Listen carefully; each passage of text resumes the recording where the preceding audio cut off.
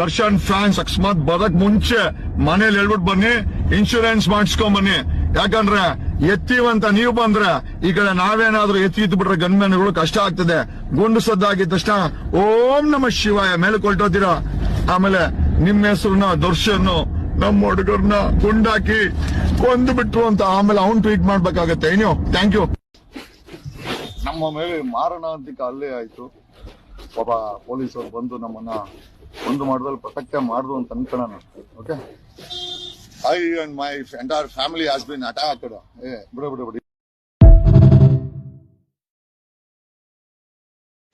ಎಲ್ಲಾವುದು ಆಗಿದ್ದು ಪೊಲೀಸರು ಮುಂದೆ. ನಮ್ಮ ಗನ್ಮ್ಯಾನ್ ಕೊನೆಗೆ ವಿಧಿನೇ ಇಲ್ದಿರ ವೆಪನ್ ತೆಗೆದು ಫೈರ್ ಮಾಡಿದ ಮೇಲೆ ದೇ ಅಟ್ಯಾಕ್ಡ್ ಆನ್ ಮೀ.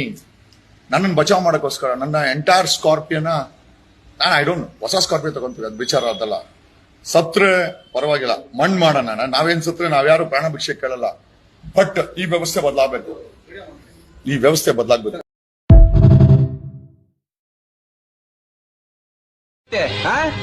ನೀ ನನ್ನೇ ಮಾರ್ಸಕ್ ಹೋಯ್ತಿದ್ಯಲ್ಲ, ಆದ್ರೆ ನೀನ್ ನನ್ನ ಕೆಣಕ್ಬಿಟ್ಟೆ. ಇನ್ನೈತೆ ಕಣಯ್ಯ ನಿನಗ ಹಬ್ಬ. ನೀನ್ ರಿವರ್ಸ್ ಗೇರ್ ಅಲ್ಲಿ ಬಂದೆ ನೋಡು. I do yeah tomorrow I do.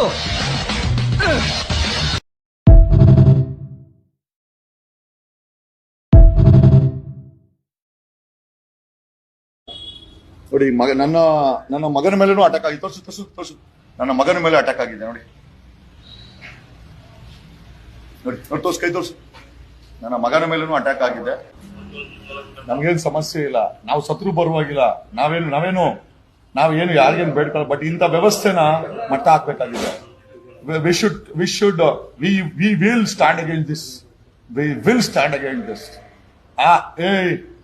ಇವತ್ತು ಅಷ್ಟೇ ಪ್ರಾಣ ಹೋದ್ರು ನನ್ನ ಸ್ಟ್ಯಾಂಡ್ ಚೇಂಜ್ ಆಗಲ್ಲ. I will stand.